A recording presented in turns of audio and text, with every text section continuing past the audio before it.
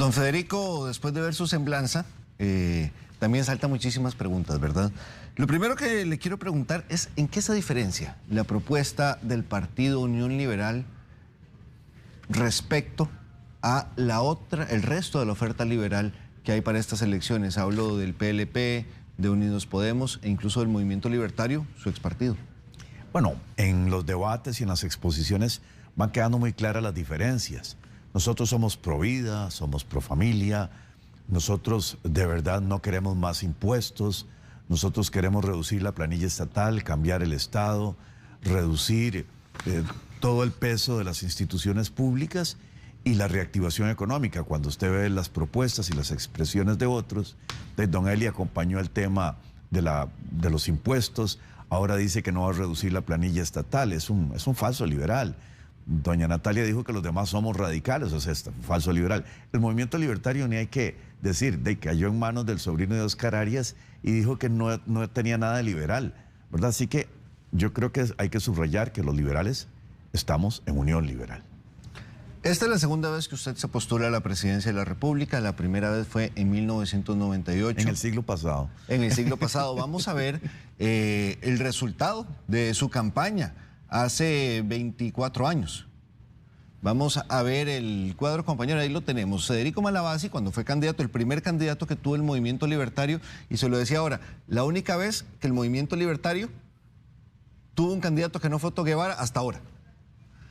Tuvo 25.815 votos, un porcentaje del 0.4% de la intención de voto, de los votos válidos en esa elección del 98.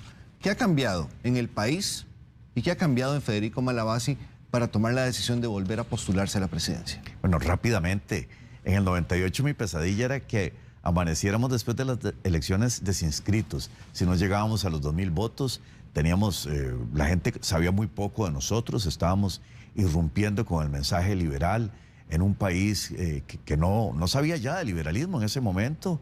Estábamos en el reino socialdemócrata, apenas se habían logrado unos pequeños cambios en el sistema financiero. ¿Qué ha pasado en este tiempo? Primero, que la gente ya sabe quiénes somos. Segundo, que la gente ya sabe de mi trabajo. Cuando fui diputado fui consistente, fui valiente, cumplí todas mis promesas, desnudé la corrupción del Estado, detuve un paquete tributario. ¿Y qué ha pasado en el país? Que estamos más empobrecidos precisamente por más tributos, estamos más empobrecidos por más Estado, el aparato estatal está otra vez desbocado, los monopolios nos tienen arruinados, la deuda está más alta, los sistemas colapsan, nunca se había gastado tanto en educación y nunca habíamos estado tan mal. Entonces, lo que ha cambiado es que el país necesita más libertad que antes. Y lo que ha pasado con Federico Malabasi es que la gente tiene claro que defiende la libertad, que es consistente y que tiene conocimiento para trabajar en el sector público. ¿Por qué se alejó usted del Movimiento Libertario, un partido del que usted fue diputado en el periodo 2002-2006? Sí, se nos prostituyó el Movimiento Libertario cuando aprobó la deuda política, contra mi criterio, se llenó de mercenarios y empezó a integrar papeletas con gente que no era amante de la libertad, gente que inmediatamente se pasaba a otros partidos e incluso llegaron a hacer el colmo, nosotros tratando de mitigar el gasto público y las finanzas del libertario se fueron a hacerle una estafa al Tribunal Supremo de Elecciones, estafa que yo mismo denuncié públicamente e incluso la Fiscalía me llamó de testigo para que atestiguara lo que sabía que había pasado y el daño que se había hecho. Entonces allí me alejé del movimiento libertario. Eso es lo que sucedió. El 13 de octubre del año 2011, La Nación publica una entrevista realizada a usted sobre este mismo tema. Justamente vamos a ver una frase que quiero destacar. Dice, vea, por ejemplo, don Otto Guevara, esta es una frase suya, está con una amenaza. Vamos a repasarla, compañeros, porque dice inicialmente la frase. Vamos de nuevo, por favor. Dice, yo seguí en el partido porque era la mejor opción y digamos que uno le da el beneficio de la duda, pero empezó la danza de los millones. Vea, por ejemplo, don Otto Guevara está con una amenaza de perder algunos bienes del patrimonio personal por una inmensa deuda de $700.000 por los préstamos hipotecarios usados para financiar gastos partidarios. Ahí lo tenemos. A mí eso no me parece apropiado. Me parece que eso no es un partido político, es una empresa personal. Usted calificó el Movimiento Libertario de una empresa personal en el año 2011, pero se vuelve a unir a Otto Guevara posteriormente para fundar el partido Unión Liberal. Bueno, en realidad, si los fundadores son los primeros, ni Otto ni yo somos fundadores. Nos adherimos a un partido. Luego pasamos por el proceso de recolección de firmas y estamos en la asamblea inicial. O sea, nosotros los dos nos estamos uniendo al Partido Unión Liberal. Don Otto terminó sacrificando bienes personales, honró deudas con su patrimonio y creo que ha sido una dura lección de vida, pero no hay duda alguna de que en sus 2 oportunidades como diputado ha sido valiente, peleador, consistente, defensor de la libertad, y ahora viene depurado, ¿verdad? Entendió muy duramente que los partidos deben administrarse distintos. Él se confió, incluso en algún momento otra persona era como la dueña del quórum negativo en el partido y lo presionó mucho. Fue a una convención y la persona que perdió la convención no lo apoyó, se llevó su lección en el Movimiento Libertario. Creo que salió huyendo mucho después, ¿verdad? Pero le costó mucho de su patrimonio, le costó mucho de su dinero y ahora estamos en un proyecto distinto. Sí, pero también él era el líder de un partido que fue condenado por estafa, que simuló capacitaciones para cobrar deuda política. Sí. Y él era el principal líder. Él era el principal líder, pero no el responsable de esas cosas. Era parte del reclamo. O sea, ¿cómo va a terminar en un partido sacrificando bienes personales de esa manera? Haciendo una labor brillante en la Asamblea Legislativa, pero manejando lo otro de una manera personal que termina en ese desastre.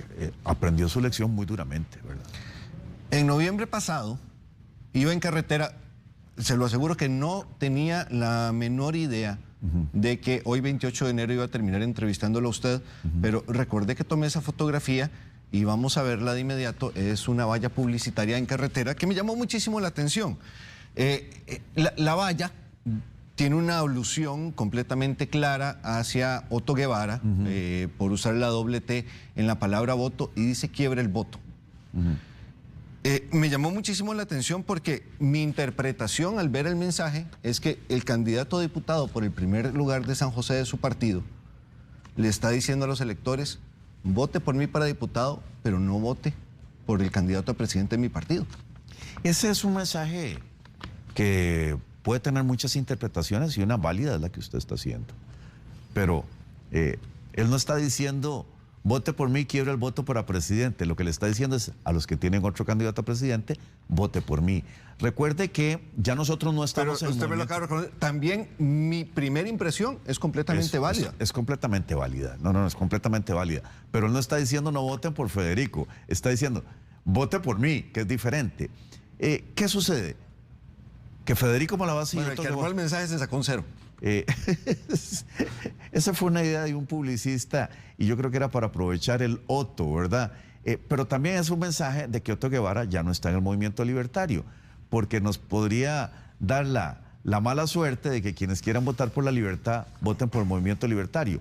Entonces, en ese sentido sirvió para llamar la atención. Y el hecho de que usted lo ponga aquí, pues nos sirve nuevamente para llamar la atención. Los liberales ahora estamos en Unión Liberal. Otto Guevara y Federico Malavasi no están en el movimiento libertario. O sea, gracias por el comercial. No era una intención, créame. No, está bien, yo sé. El 9 de enero,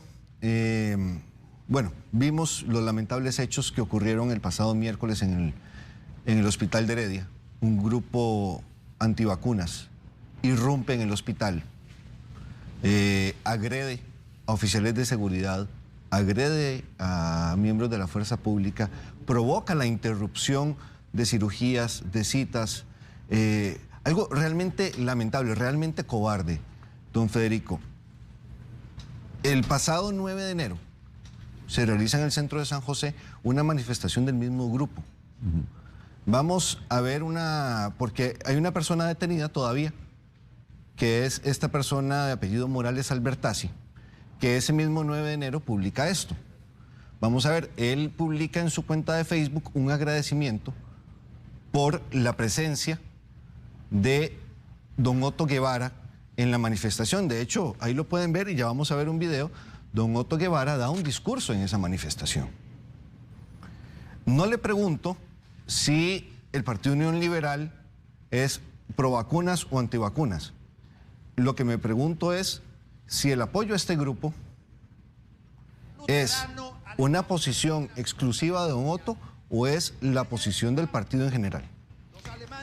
No es la del partido. Yo soy pro vacunas. Más bien he sido vilmente atacado por Albertazzi, Morales Albertazzi, pero el partido no tiene posición en torno a esto. Algunos liberales están con mucho celo con las vacunas. Yo estoy en una universidad en la cual se enseña medicina, tengo un hijo médico, formo parte de ACOFEMED, la Asociación Costarricense de Facultades y Escuelas de Medicina, y tenemos muy claro el tema médico, ¿verdad? Entonces, hay discrepancias entre unos y otros. Otto es más de un proyecto que la libertad significa que la gente decide si se vacuna o no. Y eso no nos ha llevado a tener, digamos, problemas. Son distintos enfoques de la libertad. Por supuesto, Otto no tiene nada que ver con la invasión a un hospital. Eso es la locura de uno de este grupo.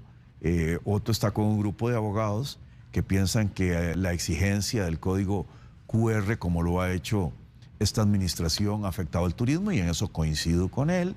O sea, yo estoy claro de qué es lo que transporta el código QR, pero el modo en que lo exigió el gobierno hizo un daño en la temporada alta de turismo, y tenemos reservas todos en relación con que sí hay que pedirle autorización a los padres de familia para proceder a la vacunación de menores. Ahora bien, empoderar estos grupos, acompañar estos grupos, puede incentivar acciones como las que ocurrieron el pasado miércoles. Sí. Sí. ¿Está de acuerdo conmigo? Sí, ahí estaba una diputada de Nueva Generación haciendo alaraca, y eso está muy mal hecho. Bueno, candidata a vicepresidenta. Candidata a vicepresidenta. Sí. ¿Pedirán cuentas a don Otto por esto? ¿Le preguntarán por lo menos si va a seguir apoyando estos grupos? Es que posiblemente, bueno, es muy claro que Otto no tuvo nada que ver con lo del hospital, ni acompañó a ese grupo. Pero apoyó ese día. Sí, es que coincidieron, perdón. Sí. Más bien es que coincidieron varios grupos que estaban objetando algunas cuestiones de la vacunación. Eso es lo que pasa en esa manifestación. En esa manifestación hay otros grupos que no son el grupo de Albertazzi y compañeros. Ese ha sido el tema. Más bien, el grupo de Albertazzi y compañeros han sido durísimos conmigo, ¿verdad? De insulto para arriba. Pero no con don Otto, porque hasta le va a dar el voto para diputados. Bueno, allí ojalá sirva ese voto para sacar más diputados liberales. Don Federico, ¿se perdió el contrapeso liberal en la Asamblea Legislativa? Absolutamente. Estos últimos 4 años han sido terribles porque no hay un liberal en la Asamblea que defienda al pueblo costarricense, porque nadie tuvo consistencia en luchar contra las reformas tributarias que han sido terribles, ni contra el movimiento de inercia que lleva el Estado costarricense contra los derechos de libertad y contra el mismo Estado republicano que tenemos nosotros. Eso ha sido terrible, y es lo que nos llama a participar nuevamente en la política. Nosotros creemos que es hora de que el país y la gente entienda que tenemos que ir hacia la libertad, porque solo allí hay prosperidad. Estamos con una alta tasa de pobreza, 30%, una alta tasa de informalidad provocada por las mismas acciones del Estado, con desestímulo a la inversión y al ahorro. Y eso es lo que mantiene a la mayor parte del electorado indeciso. Y por eso yo digo que soy el candidato a los indecisos. Los que no queremos corrupción, no queremos más impuestos, queremos desarrollo, queremos ahorro, queremos inversión, queremos transferencia de tecnología, queremos perspectiva de futuro. Ustedes en su plan de gobierno cuestionan fuertemente, dedican mucho espacio y lo hacen abierta y claramente, las políticas de lucha contra pobreza, no de este gobierno, sino de todos los gobiernos en general, y en general la política de asistencialismo. No hemos logrado bajar esta pobreza, estos niveles de pobreza sistémica en nuestro país en más de 20 años. Hoy tenemos un 23% de hogares en pobreza y un 6.3% de los hogares en pobreza extrema. A partir de la crítica al asistencialismo, asumo que un gobierno de Unión Liberal habría otro tipo de política. ¿Cuál sería? La política nuestra es la reactivación económica, la política nuestra es sacar ese pulpo que es el Estado y que está ahogando a la sociedad, sacarlo de encima de la sociedad y permitir que la sociedad respire. Es la creación de riqueza. Y esto no es un cuento, está pasando en Lituania, Letonia, Estonia, en Singapur, en países que eran colonia o que estaban bajo la bota soviética o que estaban sufriendo el socialismo. Las políticas de asistencialismo tienen paradojas en nuestro país, 30 instituciones contra la pobreza y más bien está creciendo la pobreza. ¿Por qué? Porque se convirtió en un negocio de los políticos eso de administrar la pobreza. Ahora hay niños que si no comen en la escuela no comen. Eso es una barbaridad. O sea, estamos creando más bien un Estado que le da bocaditos a la gente para tenerla amarradita, cuando el futuro es más bien la reactivación, que la gente tenga trabajo, que haya más inversión, que haya ahorro, que haya la posibilidad de prosperar por el propio esfuerzo. ¿Cómo? Con la reactivación económica, con el flat tax, quitando los monopolios del Estado, permitiendo que se exploten nuestras riquezas, administrando bien las costas, administrando bien el mar patrimonial, quitando el peso del Estado encima de la sociedad y la sociedad fluye, creando más zonas francas, creando los nuevos conceptos de zonas francas, beneficiando a la gente que quiere trabajar, racionalizando el tema de la caja costarricense de Seguro Social, cambiando el sistema financiero para que pueda haber préstamos para la gente que quiere trabajar. Justamente una de las propuestas, y la acaba de mencionar, es eliminar la obligatoriedad de que los trabajadores independientes coticen para la caja. En ese sentido, sí. Y en el sentido también de que la cotización sea más racional, o sea, el peso sobre... O sea, no es eliminarla completamente. No es eliminarla completamente. La gente que se Porque quiere también asegurar, generaría un hueco muy grande en las finanzas de la caja. Tal vez no llegue a ser tan grande, pero la idea es que el exceso que tienen que pagar los independientes los carga mucho. Nosotros queremos también racionalizar. Son tres regímenes, por decirlo así: el de los independientes, el de los voluntarios y el de los asalariados. En los tres regímenes hay racionalidades. Por ejemplo, la caja no permite que se asegure la gente por el ingreso real, sino que supone un mínimo de cotización. Eso manda a la gente a la informalidad o manda a la gente al desempleo. Si uno racionaliza esto en un reglamento de la caja que está allí, fácil de cambiar, pues será más amistoso el sistema, y también hay que darle un poco de oxígeno a las empresas, a los emprendimientos y a la gente que surge. Si le caemos desde el principio con la constancia de la caja cuando todavía no están generando ingresos ni planilla, pues eso es una barbaridad y no deja que fluya la economía. La situación de la educación de nuestro país, usted tiene una gran experiencia en educación, es realmente grave, realmente grave. Una de las principales propuestas, si no la principal que encuentro en su plan de gobierno, es la de los vouchers educativos. Propuesta que también estuvo acá por otro candidato que usted dice que no es tan liberal como el candidato del Partido Liberal Progresista, pero también está en su plan de gobierno. ¿Cómo funcionaría eso? ¿Cuánto costarían esos vouchers educativos? Bueno, estamos hablando sencillamente de distribuir el mismo presupuesto que gasta el Estado de una manera diferente.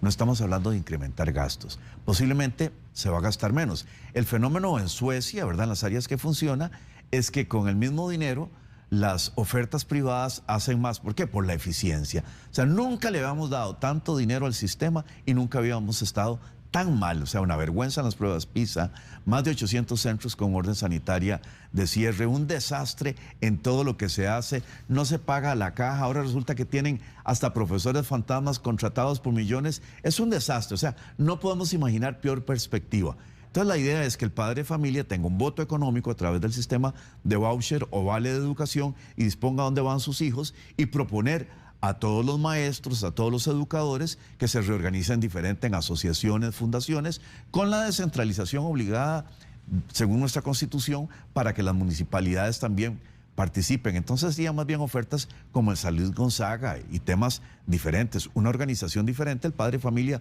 puede escoger. En Suecia pues han resultado diversas formas de enseñanza artística. Pero es convertir todos los centros educativos en instituciones privadas. Todos los que se pueda, de gestión privada. O sea, no son centros privados, son tercerización de la administración de la educación, ¿verdad? Eso es lo que va a ser realmente. es una tercerización. O sea, no vamos a botar escuelas ni a vender escuelas, sino que las edificaciones se administran bajo otro concepto. Como estaban los EVAIS, que estaban tercerizados, que funcionaban mucho mejor que los que tienen la caja. Es exactamente lo mismo. Bueno, ahorita que menciona lo de las concesiones de los EVAIS, porque en su plan de gobierno también lo utilizan como un ejemplo y argumentan que pretenden ampliar ese modelo de concesión de los EVAIS a todo el servicio de salud. Exactamente. Estamos hablando de concesionar hospitales. Estamos hablando, sí, de tercerizar todo lo que se pueda, que la gente tenga libre elección médica y tenga libre elección hospitalaria. Y además hay incrementos que se pueden hacer muy útiles. El sistema de medicina de empresa que ha acercado tanto a la gente a los servicios médicos y que desde que congestiona la caja se puede estimular e incentivar muchísimo más, digamos, llevar a los parientes, llevar a otros niveles de manera que se contribuya para agilizar el sistema. Las presas de la caja son infames y las soluciones que proponen de hacer 13 turnos y usar la noche no funcionan. Los quirófanos hay que desinfectarlos, pagar horas extras nos sale muchísimo más caro. Hay soluciones incluso con el reglamento actual de que la gente pueda ir a otros centros a operarse, a consultarse, a examinarse.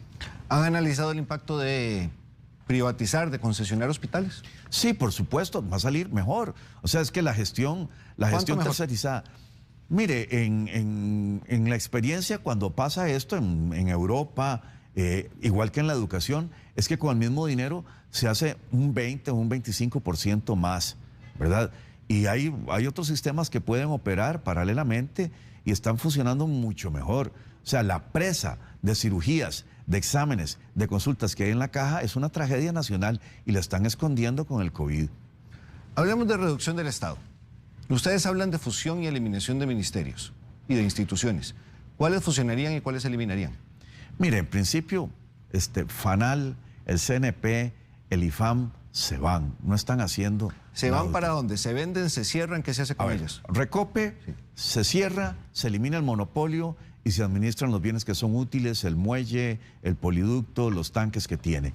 Punto. Se acabó ese explotador que tenemos encima, ¿verdad? Que cada vez que puede hace convenciones colectivas para robarnos. FANAL es un fracaso. La gente se le ha olvidado que ahora se hace maquila de alcohol y que allí eso es una inutilidad total. El CNP, bueno, las noticias FANAL también, la cierra, la vende, ¿qué hace con ella? FANAL se cierra, se acaba el monopolio del licor. Eso es una hipoteca sobre los costarricenses, igual el CNP, ¿verdad? El CNP no se puede imaginar un peor escenario, hasta le vende más caro al Ministerio de Educación. Es un desastre, o sea, las noticias son constantes, ¿verdad? Y luego... Quedémonos en esas tres instituciones, don Federico. Si cierran esas tres, ¿qué pasa con los trabajadores que ahora están en esas instituciones? De los trabajadores se despiden, punto. Se despiden. Se despiden, se liquidan y se despiden. O sea, es que, a ver, no podemos hablar de un Estado que pesa sobre toda la gente y que nos está arruinando, y mantenerlos que allí. Algunos hablan de fusión de ministerios sin despedir empleados, y entonces ¿para qué? Va a ser lo mismo. O sea, es una charlatanería. O sea, tenemos que entender que el Estado es el problema en Costa Rica, es el que impide salir de la pobreza. Y aunque esto suene radical, vean ustedes que en los lugares donde se hace Estado digital, donde se digitaliza la gestión de gobierno, donde se agiliza, donde los impuestos bajan, son sociedades que prosperan más. O sea, las mismas personas van a prosperar en otro rol. O sea, no podemos tener como perspectiva nada más ser empleados del gobierno porque, como dicen en España, el funcionario público es ateo, porque no imagina un mundo mejor. Esto es lo que está arruinando al país exactamente, el peso del Estado, esa burocracia que no deja hacer, que no deja trabajar, que se chupa todos nuestros recursos. En algún momento hay que tener la habilidad de decir, bueno, señores, pase al otro lado, empiece a aprender a trabajar de otra manera. Hay que emprender, hay que depender de otras cosas y no estar blindado. A eso iba, no es que le va a dar la espalda a esas decenas de miles de desempleados que van a quedarse sin trabajo y sin sustento para sus familias de un día para otro. Prestaciones y su que capacitación. Acaba de mostrar mi preocupación por la pobreza, por el desempleo, pero está diciendo que va a dejar un montón de desempleados y no los va a dejar. No, perdón. Es que paralelamente vamos a estar tomando las medidas de reactivación económica, ¿verdad? Por ejemplo, una medida muy fácil. Internet 5G. No ha habido voluntad para tomar esas frecuencias que está acaparando ilegítimamente el ICE y ponerlas en función de hacer las concesiones internacionales para hacer la Internet 5G. Se le da a Sutel se le da al MISID, se abre eso, es una buena señal internacional. Según un medio de comunicación, eso atraería como 1.100 millones de dólares, imagínense la cantidad. Bueno, eso mitiga deuda, sirve para pagar prestaciones, sirve para que el Estado se haga más pequeño, sirve para que la sociedad se haga más productiva, atraer inversión extranjera. Esas cosas están fácilmente de hacer. Y esa atracción de inversión extranjera sería una de las soluciones para poder generar opciones de empleo para esta cantidad. Por supuesto, vea qué bien está funcionando el sistema de zonas francas, por ejemplo. Hablando, ahorita que lo menciona, zonas francas, usted habla de llevar zonas francas a las zonas más pobres. Sí, hay un proyecto de ley ya en este momento generado. ¿Han analizado cuáles son las zonas que más requieren, donde también hay personal y capacitado para desempeñar labores? Perdón, nosotros hemos estado leyendo los estudios que ha presentado CINDE y otras organizaciones al respecto. Hay fundaciones que trabajan en este país capacitando a gente y promoviendo empresas, ¿verdad? Y en esos proyectos viene una descripción adecuada de cuán importante es cambiar no solo el desplazamiento de estas zonas francas, o desplazamiento no, la extensión a zonas fuera del GAM, ¿verdad? Aunque el ministro de Hacienda, Elian Villegas, se opone, ¿verdad? Sino también a otras dimensiones, por ejemplo, de turismo. Se ha pensado incluso en economía naranja, que es tan importante. Diversificar el modelo. Diversificar el modelo precisamente para atraer inversión, fomentar la creación de empresas y atraer el empleo, que es en este momento la necesidad que tenemos en el país. Pero ¿ya tienen claro dónde hay mayor necesidad y dónde también hay personal? Sí, perdón, en las provincias costeras es donde hay mayor necesidad. En las provincias costeras sufrimos muchísima pobreza. El caso de Punta Arenas y Limón es terrible, ¿verdad? Y eso atrae otro tipo de ocupaciones que no son meritorias precisamente, y allí se conjugan otros problemas: mala administración del mar patrimonial, falta incluso de planes reguladores para poder explotar los recursos turísticos y costeros, ¿verdad? Tiene que haber otra actitud del Estado, y el poner zonas francas en esas dimensiones es que ya está estudiado por CINDE, por UCAEP, los modelos están propuestos y son muy interesantes. O sea, es casi como de ponerlos en acción y las cosas van a funcionar. ¿Cuál es el banco del Estado que según su plan de gobierno van a vender? Yo no dejaría ningún banco comercial en manos del Estado. O sea, la actividad bancaria e intermediación financiera es muy importante para la sociedad y no hay necesidad de que el Estado tenga ningún banco comercial. E incluso en países que están dolarizados, ¿verdad? No hay necesidad siquiera de un banco central, pero no es inteligente que el Estado tenga bancos. Incluso los programas estatales de financiamiento se pueden hacer a través de bancos normales. Meter a políticos a administrar bancos ha resultado con 2 bancos cerrados: el más antiguo del país, el Banco Anglo, el Banco Crédito Agrícola, ¿verdad? Y con una serie de escándalos en juntas directivas, porque en lugar de poner personal técnico, en lugar de poner personal bancario, ponemos políticos y en algunos casos hasta pegabanderas. O sea, las historias nutren todo el quehacer nacional. Sí, pero en su plan de gobierno hablan de vender uno. ¿Cuál venderían? De vender uno. En este momento el Banco de Costa Rica. El Banco de Costa Rica es el que venderían. Finalmente, don Federico, exploración de gas natural y de petróleo de forma responsable. ¿Cómo se hace eso? Bueno, en este momento nosotros hemos hablado mucho del modelo noruego. Noruega explota petróleo en el Mar del Norte, en plataformas petroleras, y es un ejemplo de apoyo a las políticas ambientales. Nosotros inmediatamente tomaríamos contacto con los noruegos, ¿verdad? O con grupos similarmente responsables. En esto hay una trayectoria en el mundo. Yo no sabe cuáles son las empresas o los grupos que lo hacen bien, para que se explore y ver cuáles son las opciones de explorar y explotar petróleo y gas natural. Si lo hay en Costa Rica, esto nos va a dar una energía de transición y un tiempo precisamente para lograr la productividad y eficiencia de las empresas y la empleabilidad, que es lo que queremos. Don Federico, primero, muchísimas gracias por atendernos. Un minuto para un mensaje final a los electores. Muchas gracias por la entrevista. A todos los indecisos y a todos los que quieren la libertad y quieren prosperidad y una perspectiva de futuro, les digo, yo soy su candidato.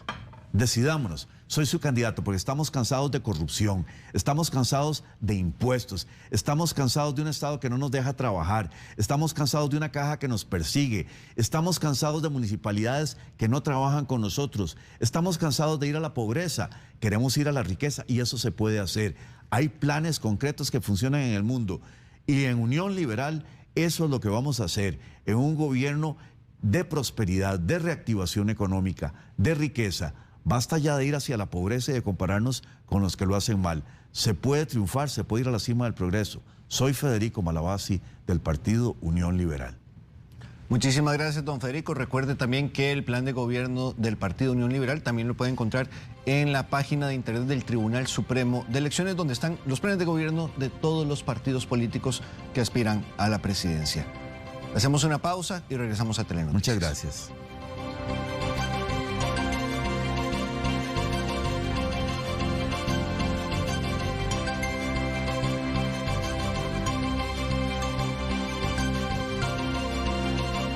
Lo invitamos a suscribirse a nuestro canal de YouTube para que repase todo el contenido disponible.